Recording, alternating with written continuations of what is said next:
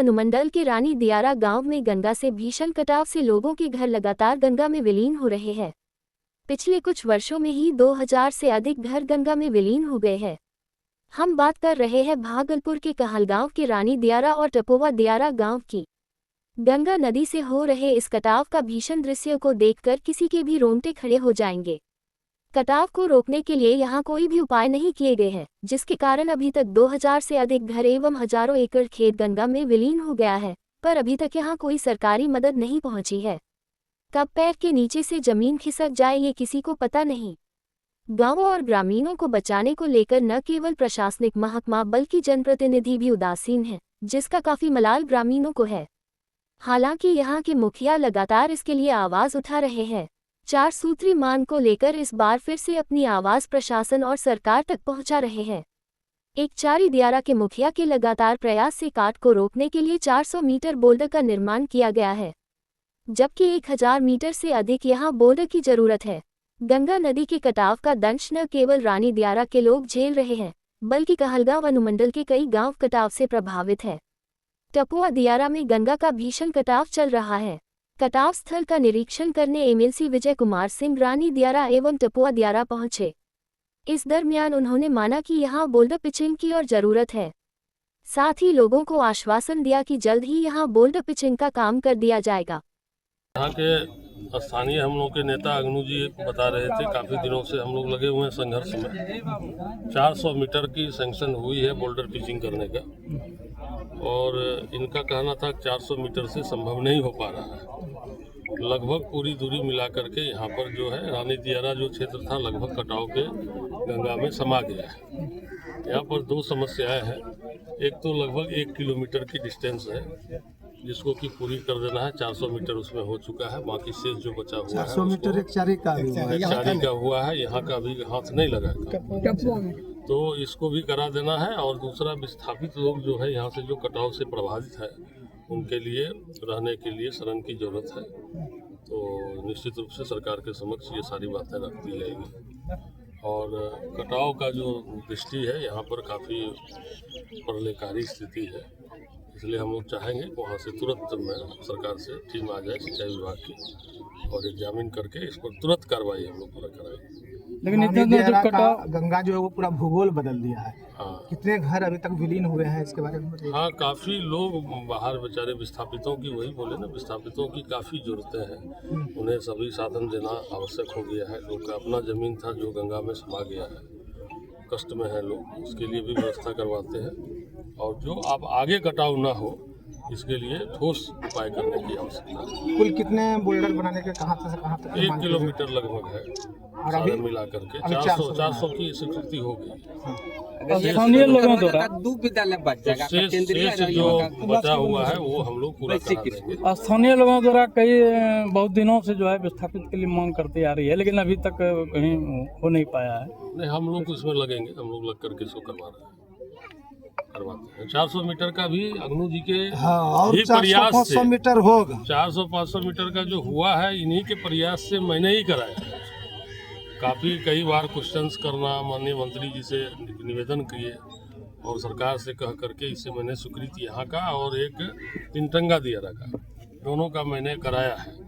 तो बाकी जो शेष बचा हुआ है उसको भी कोशिश करते हैं कि जल्द से जल्द पूरा करा दें। 3 सूत्री मांग के साथ आवेदन आपको दिए होंगे। हाँ। क्या क्या है 3 सूत्री मांग? एक तो है, एक हॉस्पिटल के लिए था, हाँ। एक ये कटाव के लिए था, और एक विस्थापित था, और एक पीपा पुल के लिए कटिहार से जो जुड़ती है।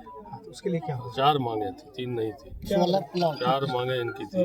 तो सब जरूरत है, सब पर काम लगा दिया हो जाएगा जल्द से जल्द, देखने के लिए जल्द से जल्द हो जाएगा प्रयास करते। तो हमारे फर्स्ट तो कटाव है, उसके बाद पीपा पुल है, और दियारे में जो हमारे 18-19 किलोमीटर का जो दियारा है, भागलपुर जिला से एक भी पुलिस कैंप वहाँ नहीं है। अच्छा, वहाँ एक भी पुलिस कैंप नहीं है, जबकि वो कटिहार जिला से बड़ा हमारा भागलपुर है, और कटिहार छोटा दियारा है, वहाँ 4 पुलिस कैंप है कटिहार से, लेकिन भागलपुर से एक भी कैंप नहीं है। हम विधान परिषद विजय से हम मांग किए हैं, पूरा तोफिल से खबासपुर तक के लिए हम लोग मांग किए हैं। एक पीपा पुल और 2-3 पुलिस कैंप हमारे दियारे में हो जाए भागलपुर से। क्या आश्वासन मिला? आश्वासन तो बुरा लगता है कि विजयों का जैसा आश्वासन है, लगता है कि अब हो ही गया, हो ही गया। अगर ये बोल्डर नहीं दिया जाता तो नुकसान क्या होगा? अब संघर्ष करेंगे, पूरा कटाव हो जाएगा। हम लोग विजयों के वहाँ पूरा आवास पर हम लोग धरना दे देंगे। परिचय पूरा परिचय दे दीजिए आप। अघनु मंडल, ग्राम पंचायत अक्षारी दियारा, मुखिया प्रतिनिधि। दिनांक 27 तारीख को विशेष छापामारी और गिरफ्तारी का अभियान चल रहा था। उसी दौरान लगभग 9 बजे के आसपास थाना प्रभारी को सूचना मिलती है कि सदौर में बाजार के आसपास कुछ व्यक्तियों द्वारा फायरिंग की गई है। वहां पर तुरंत वहां पर चेस करके पकड़ा गया तो पाया गया कि एक सफ़ेद रंग की स्कॉर्पियो है जिसमें नंबर नहीं लगा हुआ है और एकदम नई स्कॉर्पियो थी। उसमें जब छापामारी और गिरफ्तारी करी गई तो उसमें 2 व्यक्ति एक बंदूक और एक दुनाली और एक राइफल लेकर उसमें उपस्थित थे। उसके साथ जो ड्राइवर था उसकी जेब से भी कुछ खोखे बरामद हुए हैं। इसमें वाहन मालिक और चालक को भेजा जा रहा है। जो दूसरी बंदूक है जो पूछताछ से सामने आया वो उसके भाई मुकेश कुमार की है और लाइसेंस उसका उसकी पत्नी के नाम से है। इसमें 2 लोग जो गिरफ्तारी की गई उनका नाम राजीव रंजन है, पिता का नाम हीरालाल चौरसिया है, और दूसरा जो ड्राइवर है उसका नाम है किशोर रजक, पिता का नाम है महेंद्र रंजन। इसमें जो भी बरामदगी की गई है उसमें एक दुनाली गन, एक राइफल, 38 जिंदा कारतूस हैं। इसके बाद जो फायरिंग की गई है वहाँ पर घटनास्थल पर जाकर दोबारा सर्च किया गया तो वहाँ पर 8 फायर्ड कारतूस भी बरामद हुए हैं। इन्हीं सबको जेल भेजा जा रहा है, आगे भी कार्रवाई की जाएगी। अवैध हथियार नहीं था, लाइसेंसी हथियार है। कहाँ का लाइसेंसी था? ये भंडारवन गांव का रहने वाला है। कोई हिस्ट्री भी है इसका? कोई अपराध नहीं, अभी तक कोई अपराधी इतिहास सामने नहीं आया। कौन थाना क्षेत्र का सर? ये सदौर थाना क्षेत्र। आज स्टैंडिंग की बैठक है और बहुत सारी योजनाओं पर चर्चा हुई। बुडको से संबंधित जो भी बातें थी उस पर चर्चा हुई और हमारे शहर का साफ सफाई व्यवस्था और भी हमारा जो पार्षद कक्ष है उसके लिए सभी मुद्दों पर चर्चा हुई और उस पर अच्छा क्रियान्वयन के लिए हम लोगों ने बात रखी है। और हमको लगता है कि इस मीटिंग के बाद जो बातें निकल के आएगी उस पर काम होगा, क्रियान्वयन होगा। धन्यवाद। दिनांक थाना क्षेत्र अंतर्गत दानापुर पहाड़ी के पीछे सिंधिया नाला से लगभग 200 मीटर की दूरी पर एक लूट की घटना को अंजाम दिया गया। रात्रि लगभग 1:30 बजे के करीब FIR दर्ज हुआ 27 को। 28 को उस घटना से लूटी गई मोटरसाइकिल को बरामद किया गया। वाहन चेकिंग के दौरान गाड़ी बरामद हुई। बरामद के बाद जो व्यक्ति उसको चला रहा था उसको लाया गया और उससे पूछताछ की गई। पूछताछ के दौरान यह पाया गया और उसके द्वारा बताया गया कि यह घटना में घटित मोटरसाइकिल है और उसकी घटना में लगभग पूरे 7 आदमी जिम्मेवार हैं, जो कि एक ग्रुप बना करके दानापुर पहाड़ी पर गए थे और 2 मोटरसाइकिल चालक से मोटरसाइकिल की लूट किए थे, परंतु एक मोटरसाइकिल के चालक का मोटरसाइकिल की चाबी को दे दिए। दूसरे वाले से उसका मोटरसाइकिल, उसके पास से 2 मोबाइल और पहले वाले से केवल एक मोबाइल को उन्होंने छीन छोड़ किया और बांस की बल्ली से उसको मार के सर दोनों को फाड़ दिया। फिर जब 7 लोग में से कितने लोग की गिरफ्तारी? 7 में से 6 लोगों की गिरफ्तारी हुई है और हम लोग गिरफ्तारी के दौरान एक और अभियुक्त को प्राप्त किए जो कि इटहरी का था और उसको मेहरमा थाना पर केस का हम लोग उसको सौंप दिए। मुख्य आरोपी विक्की कुमार जो इसका सरगना है, सोनू कुमार जो सरगना का दूसरा हिस्सा है। वो कितने सालों से सर इस गिरोह का ये नए बच्चे हैं। किसी का उम्र 18 साल, किसी का उम्र 17 साल, किसी का 20 साल है, किसी का 22 साल भी है। एक का ये नया है और ये लोग अभी इस काम में भी जस्ट जुड़े हुए थे। सर, चोरी की गई बाइक को कहाँ लेकर जाया जा रहा था इन लोगों को? बताया गया कि हम लोग जा रहे थे बेचने के लिए। रात्रि में नंबर प्लेट खोल दिया गया था, उसी शक पे देखा नंबर प्लेट खोली हुई।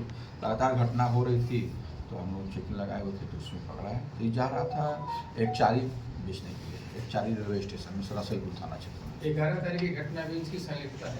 11 तारीख की घटना में इसकी संलिप्तता से अभी इनकार किया जा सकता है क्योंकि उसमें 3 ही व्यक्ति घटित किया था और फायर आर्म्स किया था।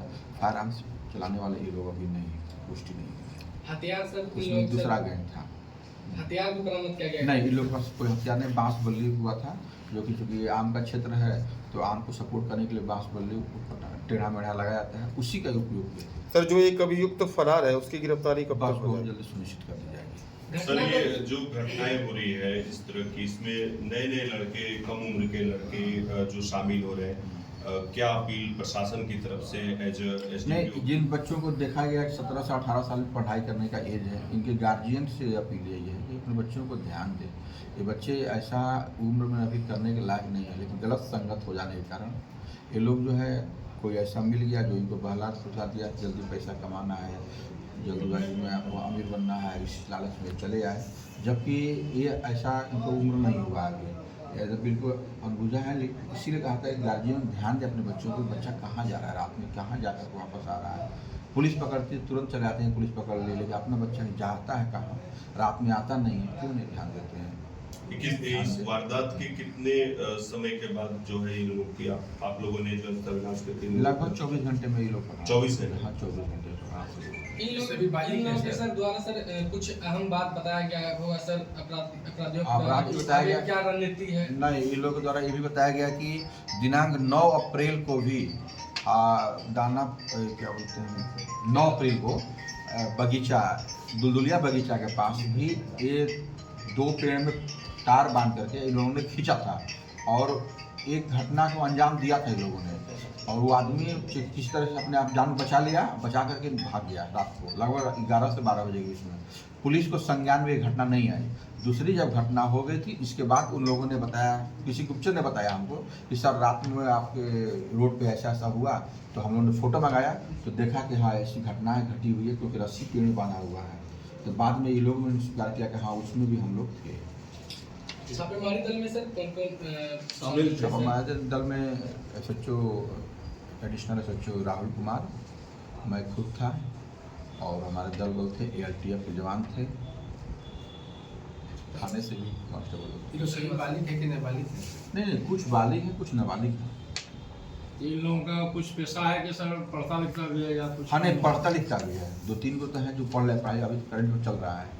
एक BA का एग्जाम दे रहा था, एक इंटर का हाई स्कूल एग्जाम दिया है, एक इंटर एग्जाम देने की तैयारी में था, और 2-3 को है कि जो पढ़ाई लिखाई से मतलब नहीं है। जो इस तरह के क्राइम कर रहे हैं सर लोगों के बीच, जैसे अभी जिस तरह से कार्रवाई हुई और बहुत कम समय में तमाम जो इस तरह का कुकृत्य जिन्होंने किया था उनको पकड़ा गया, तो आम जनता के लिए पुलिसिंग को लेकर क्या संदेश देंगे कि वो बिल्कुल सेफ समझे? आम जनता से अपील है कि बिल्कुल और सेफ है, सुरक्षित है। भारत में पुलिस इनकी सेवा में हमेशा तत्पर है।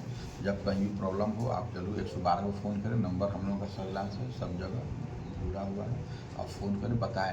कोई भी घटना को छुपाएं नहीं, ऐसी घटना को छुपाने से जो करने वाला है उनका मन उत्साहित हो जाएगा, ना आज बच गए कल फिर करेंगे। तो कोई भी घटना हो उसको साझा करें, आप न कर सकते हैं तो गुप्तचर के माध्यम से भिजवा दें सूचना, मोबाइल पर WhatsApp डाल दें ताकि हम लोग उसको केयर करें। सर कृपया देखिए 27 अप्रैल 2025 को थानाध्यक्ष रंगरा को एक सूचना प्राप्त हुई कि ग्राम सिमरिया स्थित PP मंडल उर्फ प्रशांत मंडल, इनके घर के जो वेल्डिंग की दुकान है उसमें अवैध रूप से एक मिनी गन फैक्ट्री को अवैध रूप से चलाया जा रहा है। तो इसकी सूचना जब प्राप्त हुई तो तुरंत ही मेरे को सूचित करते हुए थानाध्यक्ष रंगरा, SDPO नौगछिया और सर्कल इंस्पेक्टर नौगछिया, इन लोग के द्वारा एक टीम का गठन किया गया और ये लोग वहाँ पे जाकर उन लोग के द्वारा छापेमारी की गई। और छापेमारी के क्रम में जो ये ग्राम सिमरिया में PP मंडल उर्फ प्रशांत मंडल है, उनकी दुकान थी वेल्डिंग की, उसमें दुकान के पीछे जब रेड की गई तो वहाँ पे एक अवैध मिनीगन फैक्ट्री रन हो रही थी वहाँ पे। तो उसको तुरंत ही हम लोगों ने उसको जब्त किया, जो सामान वहाँ मिल रहा था, और इसके उपलक्ष्य में हमने रंगरा थाना कांड संख्या 86/25 दर्ज किया गया है। और इसमें जो ये गन फैक्ट्री के संचालक थे और अन्य के विरुद्ध FIR दर्ज कर दी गई है।